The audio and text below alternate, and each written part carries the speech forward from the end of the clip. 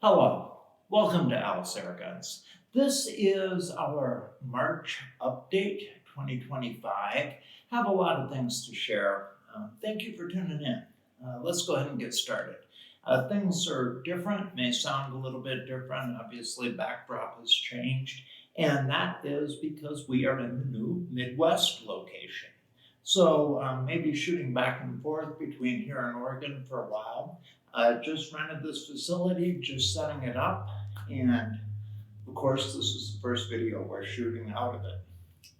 Have a few things I wanted to announce and talk about, and I have a couple of people or groups that I wanted to extend thanks and apologies for too, and also a couple of YouTubers that I wanted to give a shout out to. There are a couple of YouTubers that I either have found and thought are a little bit unique and doing something either different or something I think is incredibly useful to the airgunning community overall. One of those that I do not know well, but I have watched videos from and has commented in the channel once in a while, is Low Key Airgunner. Low Key Airgunner up in Canada has some incredibly useful videos and a very fresh presentation style that I thought you might get a kick out of. I certainly enjoy some of his videos and would encourage anyone, to go ahead and give them a try. It's a channel that's been growing, has some support from Buck Rail and some of the same sponsors we use, and has done some really interesting work. So Low Key Airgunner, one that I think might be worth you checking out. Another shout out I have to put out there is to Papa T Adventures. Papa T has been an incredible support to me and to this channel over the past year or so, and has been quite, what do I want to say, prolific in his publishing lately. Has put out a number of really sweet videos, is investing a lot, putting a lot of time in his channel, and as his name implies, he's a family man too. So I'm sure that's time he's taken away from other efforts, and I certainly appreciate the support he's shown and the work he's done in the community overall. Apologies to Terry and Chris over at Buck Rail. Yes, a good while ago, I'm thinking probably, I'm embarrassed to say 60 days ago, maybe even 90 days ago, Terry and Chris over at Buck Rail were kind enough to send me an upgrade for my Hatsan Jet 1, which followers of the channel know I dearly love shooting, and it converts the side lever action of the Hatsan to a pump action. And in installing that, I had been a goof and dropped a component, and they were kind enough to send me a replacement piece, but we missed each other. It was states away from me for quite some time, and then of course when I was in the place where the piece arrived, I had been shooting the gun in another state and not traveled on the airlines with it. So I finally united each, and now that we have this facility, I'll go ahead and do that upgrade soon and get that video out.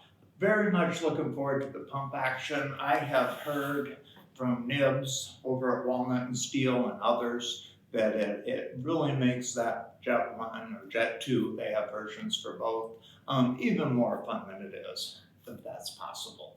But I'm excited. I do believe them. The pump action just seems faster, and I like the looks of it, and I'm very excited to make that modification. For people, one other apology. I'm going to be doing a special video for channel members. I have a project that I felt incredibly behind on, and it was kind of similar to the issue with the buck rail part. I had some parts I was supposed to send to the pistol smith who is doing the 3622 rifle to pistol conversion with me, and the parts were in one place, I was in the other. We've finally been reunited, and I will get that out to him right away, and that project should be back online. I feel like I shorted the members that have been expecting that, so I'm doing something a little special for them. So if you stay tuned, I'll get that video out on the members only portion really soon. And yeah, go ahead and take a look at that, guys. Apologies for all of my delays, and I think you'll enjoy what I'm doing there. Moving on, for the channel itself, many of you may have followed the saga of a 2240 that I purchased, and got it from Amazon. When it came in, it was leaking gas, and I thought it would be fun to go ahead and diagnose it, find out why, and then get the parts and replace it. That went well, took some time, hit a couple of bumps along the way, but overall have been very pleased with what I saw out of Crossman, and also, once I put in the replacement part, basically it was a poppet for the CO2 valve that wasn't sealing properly. Must have been slightly off spec or something. So once they sent me a new one, and that was at no cost, and I actually even have run beyond the deadline where they were really required to, but they were very kind and sent that to me, and that turned this pistol into the pistol it always should have been. So this is a top-notch 2240. This is how we used to buy them before 2240 XLs with the steel breech and the threaded barrel and all of that were being sold. I wanted to go ahead and do a series. I first of all had wanted to do a review on this pistol, which I have done, just so we have a standard 2240 review out. But then also, back in the day, we had to build these things up from where we see them as they come. So much like we've done in the past, and I apologize, these aren't together yet and I haven't dug out their miscellaneous components, but we went through and built up a 1377 a while ago. And, I wanted to do something, this particular one, we did some light internal work on it, and then I was doing some tuning on the trigger and whatnot, slides apart, installed some buck rails, really cool grip panels on it. Also installed one of these units I get from airgunmods.com, and I'm not sure the status of it, but if you talk to Mike, I think he can come up with these. These are very inexpensive, and I find them quite useful. If I'm not wanting to go through the expense or time to install a steel breech on one of these pistols, you can replace the standard factory rear sight with one of these pieces of pick rails that Mike Tehan from TK22 or Airgun Mods, his owner of both, had designed a while ago. I think he sells these for $15 or less, but often if you're buying TKO suppressors or Airgun mod parts, ask him about this, and he may cut you a deal on throwing these in. Although I don't know that it's a cataloged item, I really enjoy them, and I do think he provides them on request. Also, on the front end of this, we put on one of Buck Rail's kits. This did a couple of things for us. It replaced our pivot pin with a far superior system, and then also gave us a threaded muzzle so that we could install, and this is a thread protector that they ship with it, so we can install one of their suppressors. Thinking we would do a similar build up, if you will, on this 2240, and then go ahead and do that as a giveaway on the channel.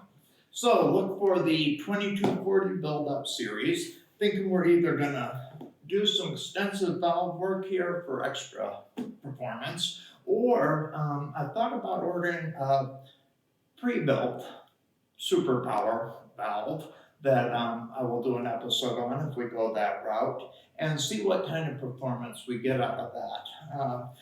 In the past, I've found heavily modified CO2 valves in this family. the 2250 valve family from Crossman. Normally these will get between 40 and 60 shots from a CO2 cartridge, depending on how they're tuned. One of the maxi tunes will drop that down to about 20 shots. It will significantly increase the power, the velocity. You don't get the kind of return that you might think. It's not linear. You're burning a lot of gas for the extra velocity, and you do increase the noise, which means we're going to be adding suppressor moderator to the end of this in this build as well. Probably going to go ahead and replace this breech with something creative so that we can look at mounting optics and that kind of thing. So stay tuned for that. Stay tuned for the completion of the Hudson conversion to pump feed from buck rail. And like I say, to the members, sorry that project slowed down. I think we've got it back on track, but I'm going to do something special for you guys. So go ahead and keep your eyes peeled. We'll be dropping that members only video that talks about that soon. Other than that, if you have questions, comments, please check out those two channels we talked about, Papa T's Airguns. Papa T's been putting a lot of love into the airgun community, and I think he's under a couple of hundred subscribers right now. So if you can check him out, I'm sure he'd appreciate the views and the subscription, and I think you might find a channel you enjoy. Also, like I said, for a little bit different presentation style and some really good work on some of the basics in air gunning, check out Low-Key Air Gunner. I think you'll enjoy that as well. Hey, thanks a lot for sticking with me to the end of this and for sharing your time with me. And I look forward to seeing you on the next one.